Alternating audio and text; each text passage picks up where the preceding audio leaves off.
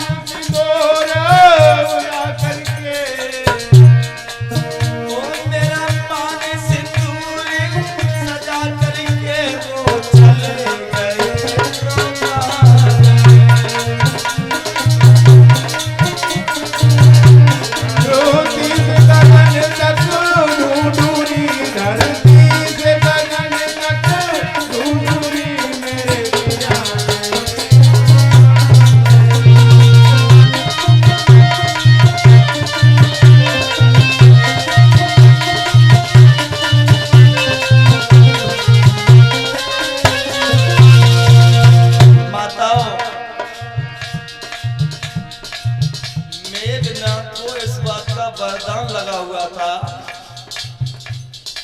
जो 14 साल तक अपनी पत्नी का मुंह नहीं देखेगा, 14 साल तक भोजन नहीं करेगा, वही मार सकता है। क्यों? सलोचना सोच रही है मैं दुल्हन बनी पिया की थी, एक रात मिलन की बाकी थी।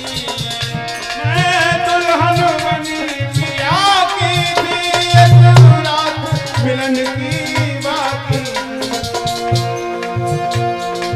वो एक आस का दीप जला करके, आस का दीप जला करके वो चले गए तो कहाँ गए।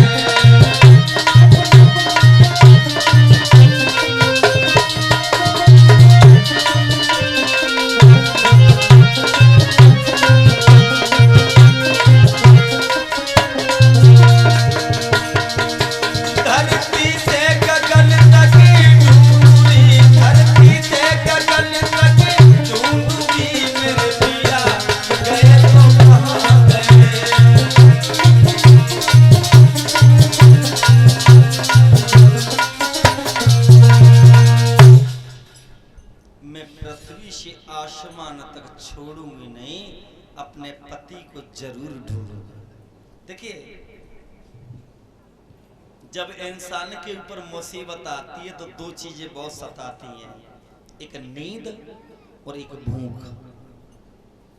अंदाजा करके कभी देखना, भगवान न करेगा कभी कोई मुसीबत आए, लेकिन हाँ जिस समय आपत्ति आएगी तो या तो ज्यादा नींद सताएगी या भूख लगेगी। लेकिन आज उस दुखिया को न तो भूख लग रही है और ना नींद आ रही है। लौट करके फिर आ गई राम के चरणों में। प्रभु एक बात बता दीजिए, हमें वरदान मिला था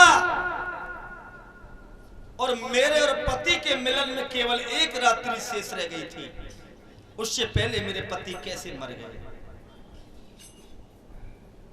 राम ने जवाब दिया, सलोचना तुम एक पतिव्रता स्त्री हो, तुम्हें दुख नहीं करना चाहिए।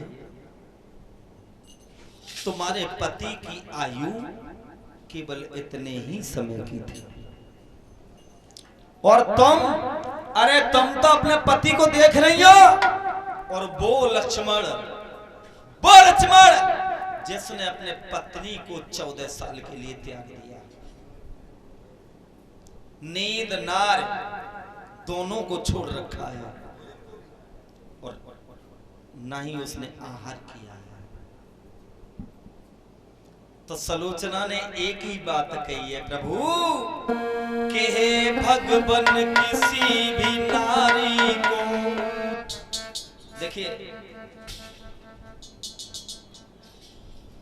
स्त्री जीती तो है पति के मर जाने के बाद, लेकिन फिर जीवन कोई जीवन नहीं रहता है, वो जीवन उसके ऊपर एक भार बन जाता है।